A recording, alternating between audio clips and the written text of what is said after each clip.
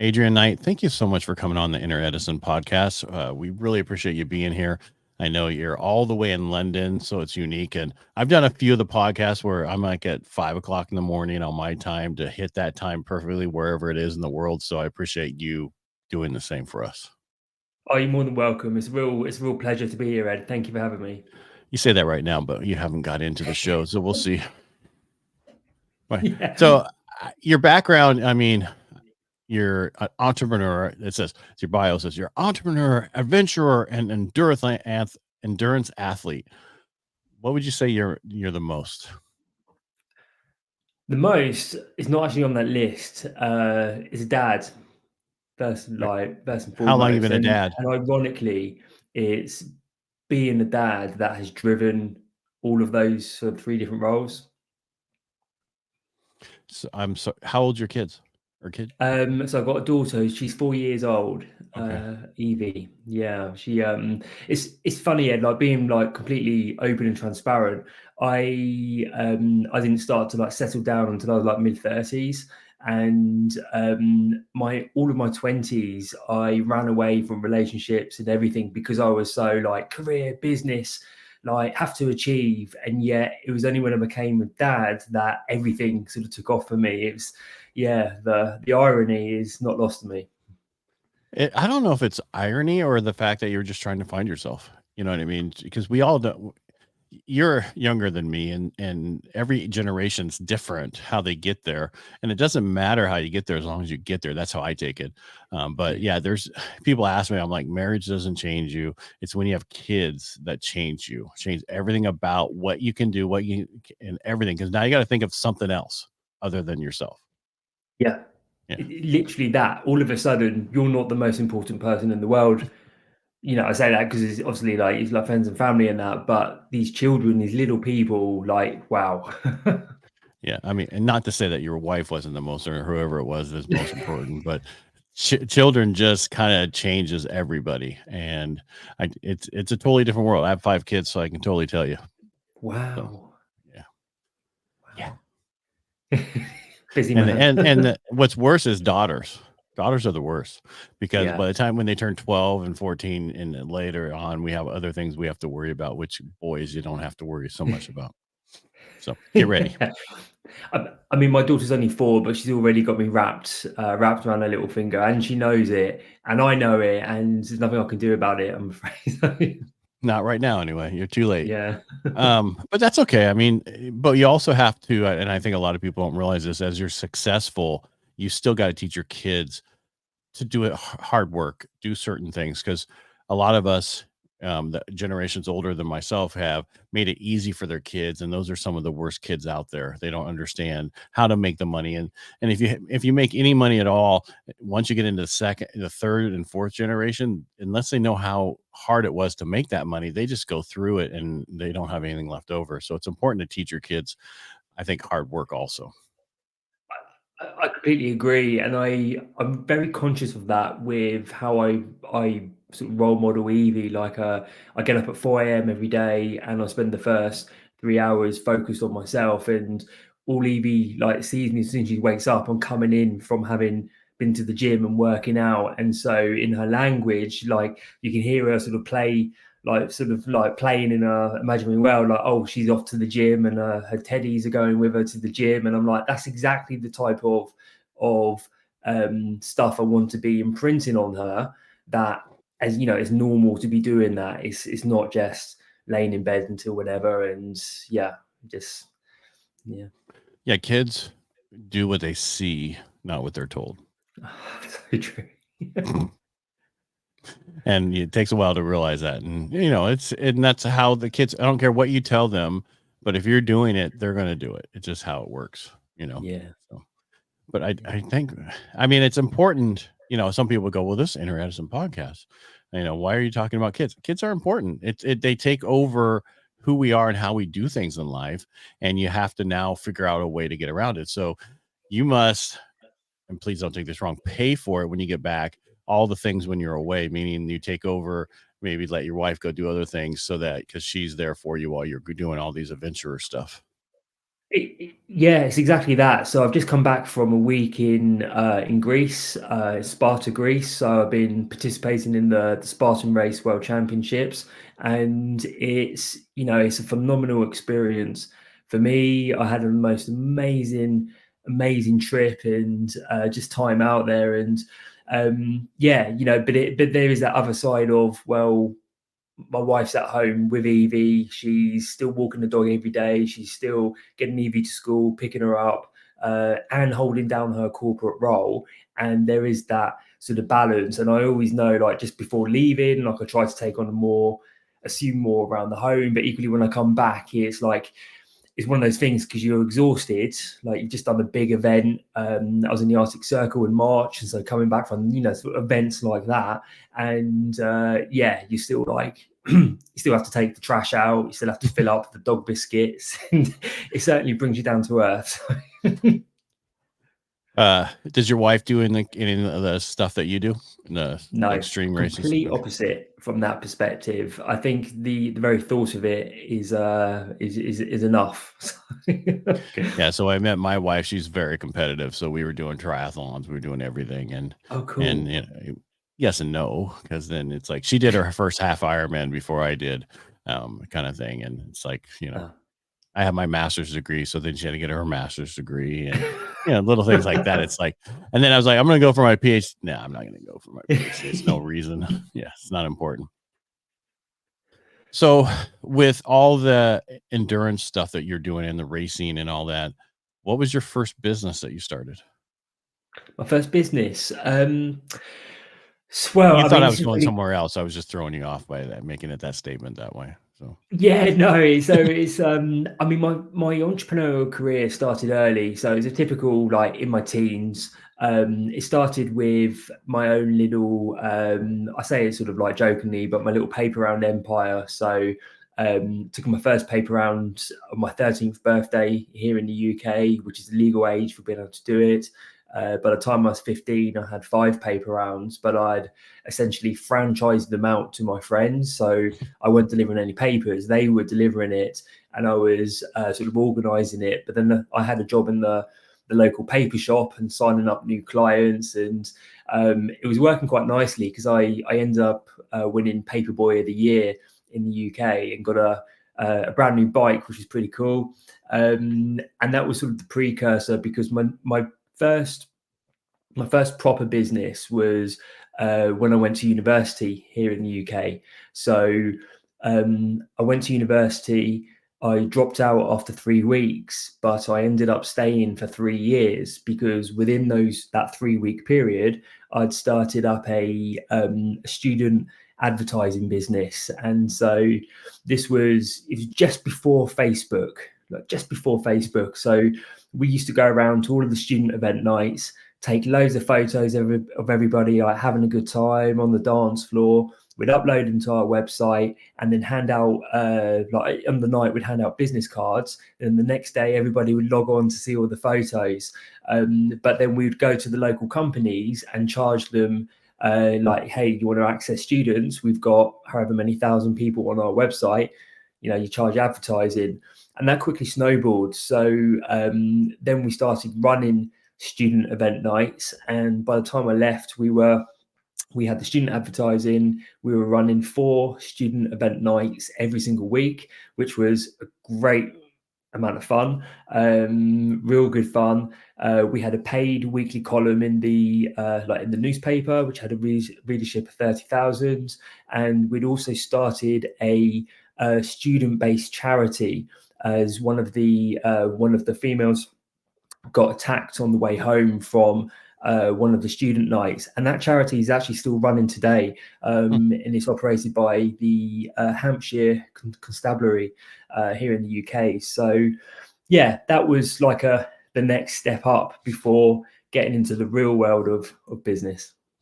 Yeah, there's nothing wrong with. So, if Facebook would have never came, you would have been still doing that, huh? If Facebook wasn't there, Mark Zuckerberg, I'm pretty sure I'd have a student empire by now. But yeah, at 38 years old, I'm not sure how appealing that actually is. So Why don't you sell it to somebody else by then? yeah. Yeah. All right. So what was your first? All right. So after that, what did you do? It's kind of, or Yeah, so I went into IT recruitment after that, largely because my girlfriend at the time did, and the reason I done that was I felt I wanted some real world experience in like selling business to business and to understand that world. And the company I joined was definitely like a boiler room type environment. It was sort of sink or swim. You didn't really have long to sink. I joined as a trainee. I left as a team manager. Don't quite know how, to be honest. I think it was just because I got on quite well with the boss. We both loved motorbikes, so we used to go out on like the motorbikes a lot. But either way, it was a good experience. But then after that, I was like, no, I really need to go out on my own. But then at that point, Ed, that started had a bit of confidence, not too much, but had a little bit of confidence based on like my previous my paper round and my student enterprises. But then when I got into the real world of business, I struggled. And over the course of my 20s, I had a series of failures with startups. And in fact, I had 12 failed startups all in total before my like last sort of startup, which wasn't quite a failure because it hadn't failed, but it wasn't a success. It was kind of that hybrid, like it had a small team of people, but I wasn't making any money, and yeah, I was just like treading water, really. and so, all right. So this is in your 20s, right? So then when did you get into all the racing stuff that you do? Was that in your 20s, or had you always been into that, or was it just? Yeah. I know So you're it's like, like okay, you're talking about business. I don't want to get you're in your I don't want to say what age you are, but I'm trying to build as we go to see. I'm trying to figure out what are you doing. So I know on your stuff you're doing your children's education group, right? That somebody else runs. But I'm really I myself personally I love triathlons. That was my thing. yeah. Swimming and bicycling I could kill you, and running was the thing I hated. So I'm a So Clydesdale, all right? So you close. Yeah. So, so the endurance stuff has always, like, no pun intended, but run parallel to like my business side of things. And it's funny because I sort of drew strength on the endurance side in my 20s because I was failing so much on the business side. But it always started like people sort of see me now and I'm doing some fairly extreme stuff from like an endurance perspective. But I always say it started with a half marathon. Like, and I had no agenda to take it any further than that. I did my first half marathon. I was 22, I think it was. And I finished the race and I was like, yeah, you know what? I think I could do a marathon. And so that was my next goal. And so I trained for the London Marathon, done the London Marathon, and again, crossing the finish line, I was like, I enjoyed that. I think I could do a triathlon. And so at that point, it's like, okay, I'm going to sign up for the London Triathlon, like the Olympic distance. mhm. Um, done That's the by the London way, Olympic Triathlon. that's my favorite distance, Olympic. It's a lovely distance. It's It's perfect. Yeah. really, yeah, because it's endurance, but also there's a lot of power you can get in. Like Mhm. there's a lot of speed to that race.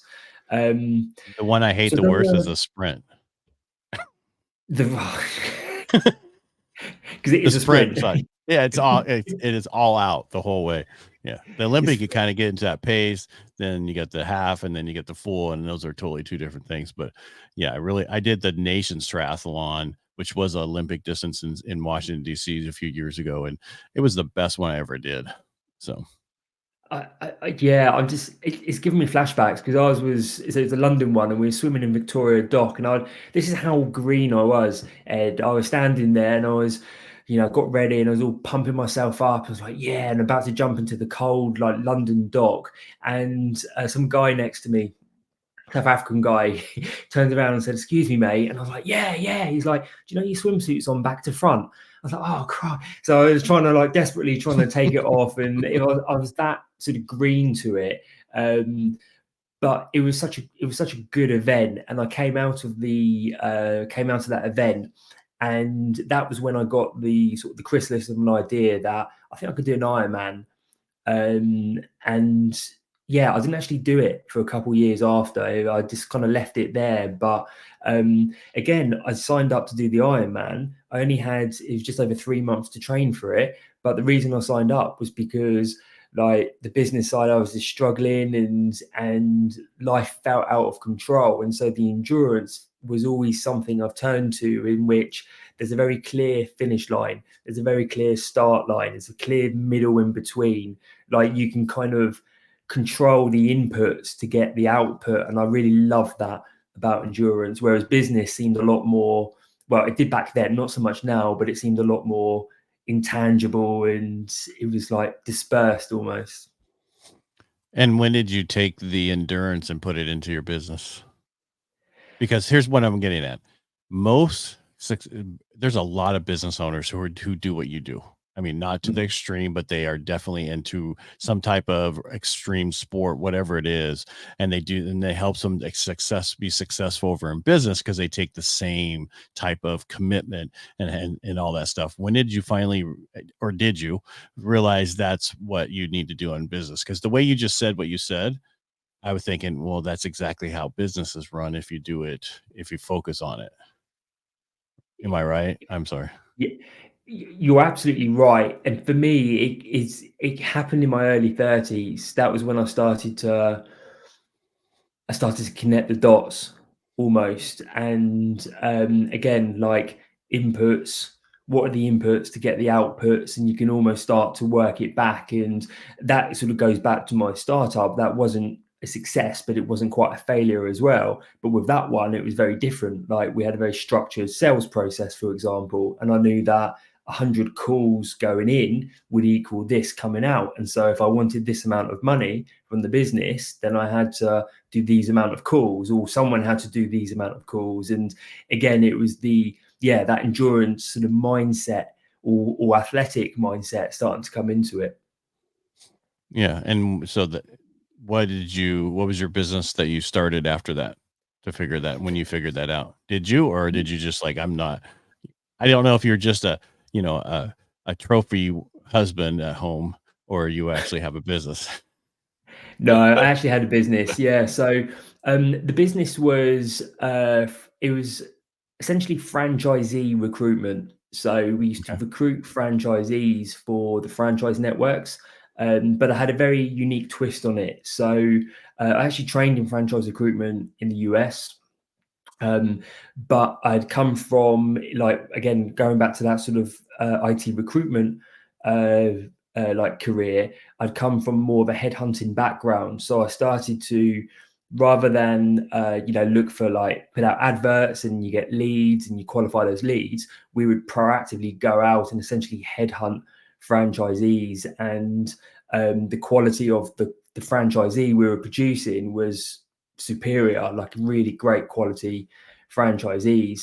It took me about 3 years to perfect the secret sauce, almost like our methodology. But it worked, and we had a good reputation with clients. But the problem was, it just wasn't making enough money for me. It's covering all the bills, but not a lot more. And it was kind of the worst position to be in, because we were so well thought of by the clients. All the clients wanted us to continue. The staff wanted to continue, but at the end of the day, like, yeah, I wasn't able to support certainly a growing family from it. And so what did you do from there? Did you So sell the that was business? when, Did yeah, you sell the so business?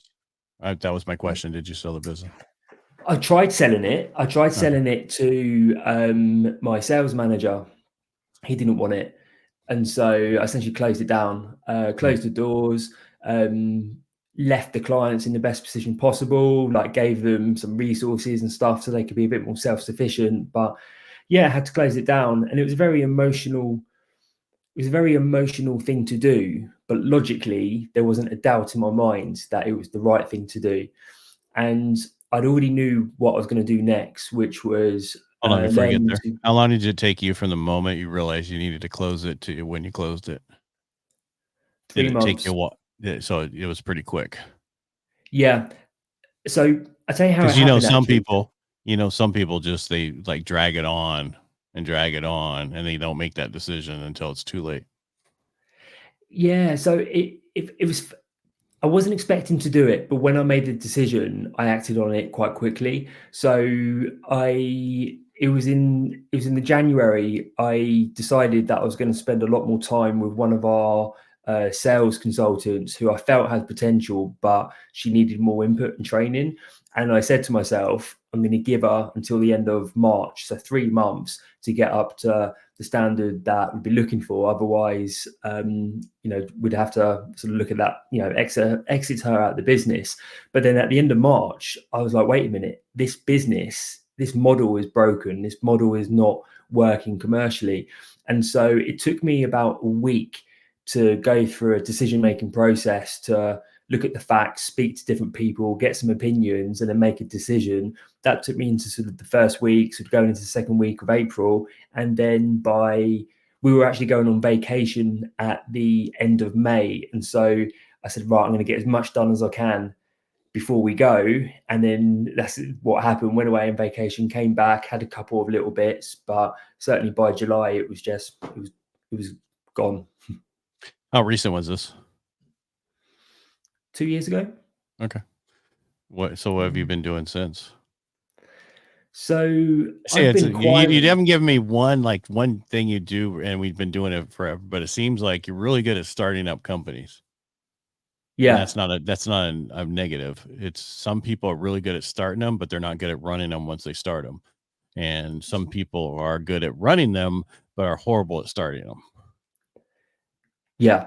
I like starting them. I'm somewhat okay at running them, but I, I I'm I'm terrible at running the med. I'm the first one to put my hand. I'm awful at running businesses. It's why I had so many failed startups in my 20, because I was so good at identifying the opportunities and starting them and having the confidence and the energy to go for that. But once all of the like the honeymoon and the blase was done with, oh, wait a minute, we need systems, we need a process. And that was when I would always inevitably fall short.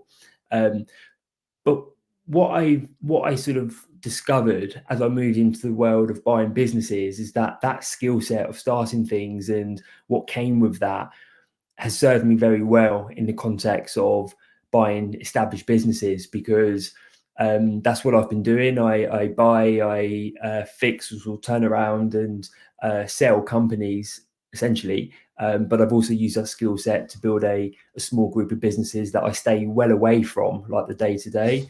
But when you buy a business, you're going into an established business, but every scenario, that business has problems.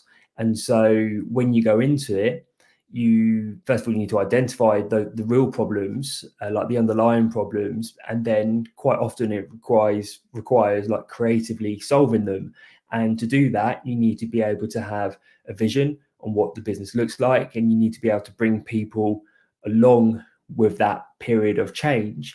But then equally, once that sort of a period of change has happened, I also recognize there's a point where I need to start stepping out. Otherwise, the business will start to, yeah, go into free fall, if I'm being brutally honest with myself. So, well, I found out the other day. So there's idea guys, right?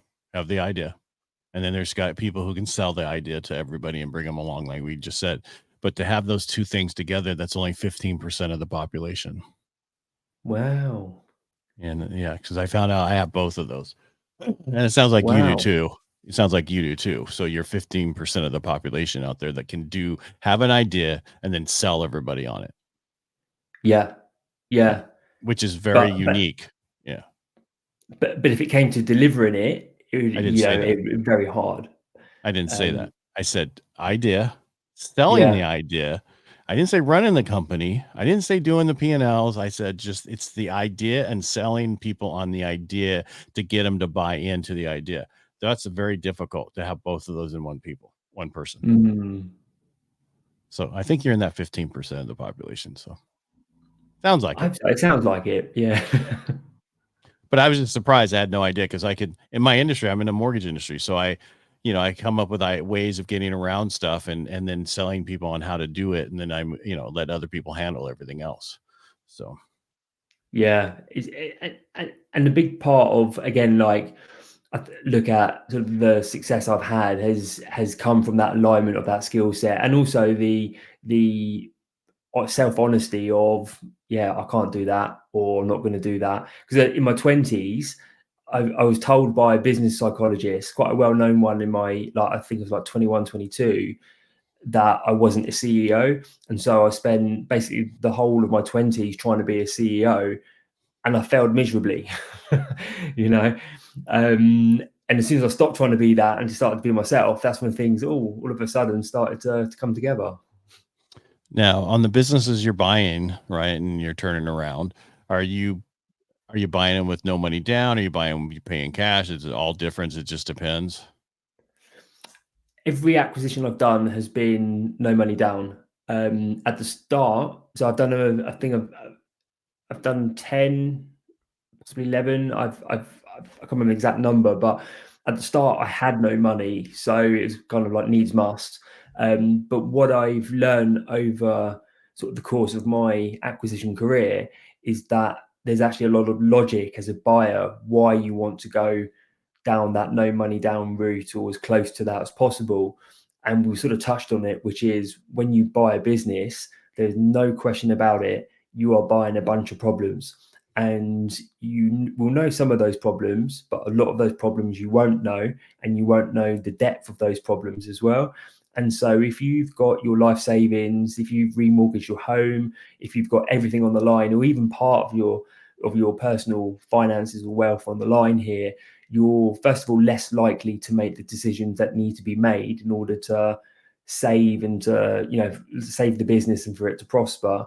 But you will sort of clamp up and just put a lot of undue pressure on yourself. So I've learned that route at this level of acquisition, so sub 5 million in revenue, the type of businesses that we're looking at, then yeah, you need to protect yourself from multiple angles, and the no money down is just one way of doing that. And because I know it's I don't want to say cheaper, but it's least expensive to buy a business already established and then to start a business. Usually, to start a business is more expensive than buying a business. Have you found that to be true? Absolutely. And what I found is that when you do a startup, you literally have a blank piece of paper, and that on the surface sounds quite exciting. But then when you get to the nuts and bolts of that, it means you need to first of all understand who your customers are, what product or service you're selling to them, i.e., how you're adding value to them, how you deliver that in a way that is profitable, the channels you need to go through that in order to be able to do that consistently and at a cost-effective way. And where startups tend to, like, why the failure rate, from what I've observed, is so high is quite simply because they run out of money before they get a chance to figure all of that out. With an established business, they've already done that very, very hard work and they've survived. And so you're essentially shortcutting that part of the business sort of journey, and able to go in at a much later stage and just address very different problems. Like problems are always there; they're just changing in the nature of them. How do you pick the businesses? Um, Dartboard. so So, yeah. So there's another number of different criteria from a more sort of quantitative perspective, like data. So they have to be a certain size. So, for example, if you're looking at a business that has less than 500,000 in annual revenue, um, almost certainly the owner or owners of that business are going to be very heavily involved in that business in the day to day. In which case, if you were to buy that, then you're essentially buying a job. And the nature of business ownership and entrepreneurship anyway is that realistically you're probably buying two or three jobs rolled into one, which is what that owner is doing anyway. So you want to be very mindful of that. So the size of it by revenue and also by employees is key criteria that I look at. the sector that it's in. So I like to have an understanding of the sector. If you're going into a completely new sector, and especially if you've never acquired a business before, then you're essentially trying to learn two languages at the same time. One, how to buy a business, and two, this whole new sector that you just don't understand the lingo on. So that's another one as well. But also, and probably most importantly, is I have to have a vision on how I can add value to it. Like, it's hard work, business ownership, and I've learned I don't just want to buy a business for the sake of buying a business. I have to clearly have, well, how am I going to add value to this? And also, I'm at I suppose a mindset where I need to know what the exit is, and the exit, I'm talking personally, could simply be handing over to my management team for them to run the day to day. But I need to know, how am I going to extract myself and not get stuck into the operations for the benefit of me, and also the benefit of the business and the people in it. Now, when you say management team, do you have a management team that oversees all the businesses, or are you talking about for each individual business? So I've been building a small group of companies in the children's education space over the last sort of 3.5 years now. And we're actually going through a management restructure, but I've been very fortunate to bring in a CEO of a private equity backed group in the same sector, a professional manager, professional business builder, to take that to the next level. And that person is bringing with them, various contacts that are starting to fill out the management team. So feeling very fortunate and blessed to be moving into that phase. Prior to that, there was a management team there, but yeah, it was clear that if the business was going to grow, there had to be some changes there in order to support that.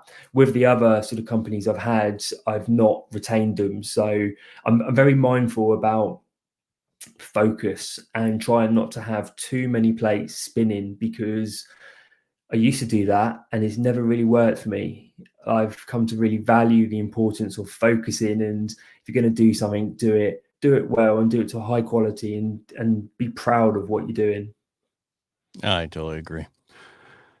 So is all your business in the children's space? Yeah, Okay. yeah. All right. So that's how you identify if it's a business for you, if it's in the children's space. It basically. If it's one we're going to keep, yes. If it's, I mean, I've got a couple of acquisitions I'm looking at the moment where I can clearly see how value could be sort of built in those businesses, and I can see the timeframes as well. The questions I'm asking myself is, again, do I want to split my focus? Like, where is my time at the moment? I'm very fortunate to have a good amount of bandwidth, because I don't operate the businesses day to day. But I've actually been choosing to spend that time focusing on my own sort of personal growth, and to be doing more on the endurance side, and to just trying to enjoy life a bit more while I can. Oh, well, I was trying to get to a point where to ask you, how'd you pick your companies you keep? And now I know when you said children's space, and I assume that's something to do with your daughter. Because if you didn't have your daughter, I guarantee you wouldn't be in the children's space. You're absolutely right, and this You'd be is in the endurance space. yeah, yeah.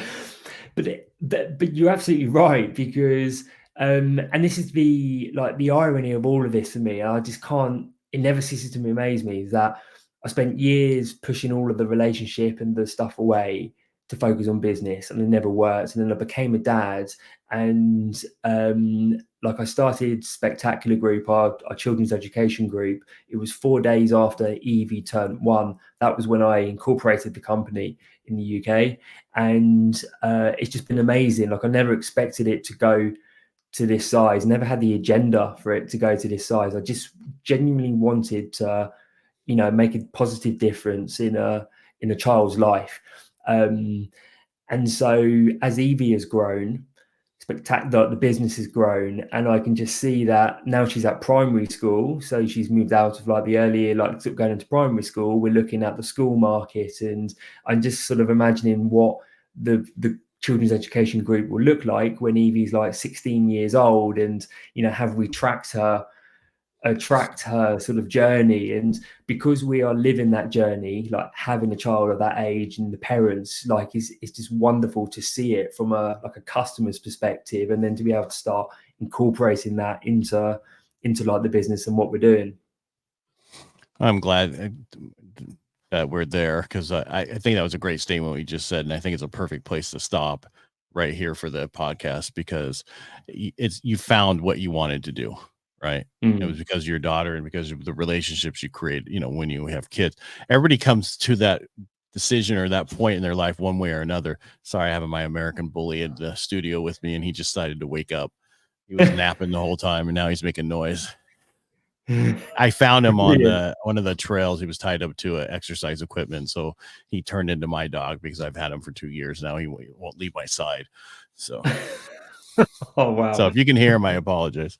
But I just think it's amazing what you've done with the children's space. When you were saying, schools and all this stuff, I'm thinking, okay, when's he going to buy a school? Right. A private school, right? Yeah. Yeah, remarkably, you can actually go that way. I'm like, wow. Yeah, so who knows? Don't want to say never, but as long as I don't Because have to be the head teacher, it'd be all right. Well, no, you just have to oversee it.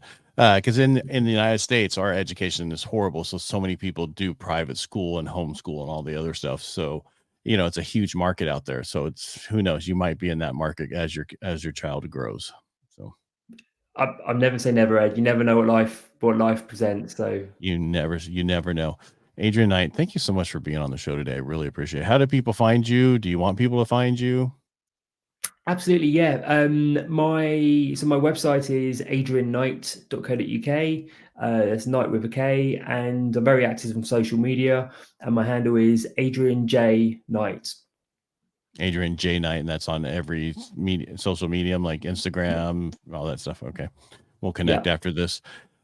Uh, Thank you again. I really appreciate it. It was a good story about how, it just took us a little bit to get there, but we finally got to the business that really took off for you and how you do it. You finally got out of your own way. And that's one of the biggest problems for most of us business owners is we don't get out of our own way.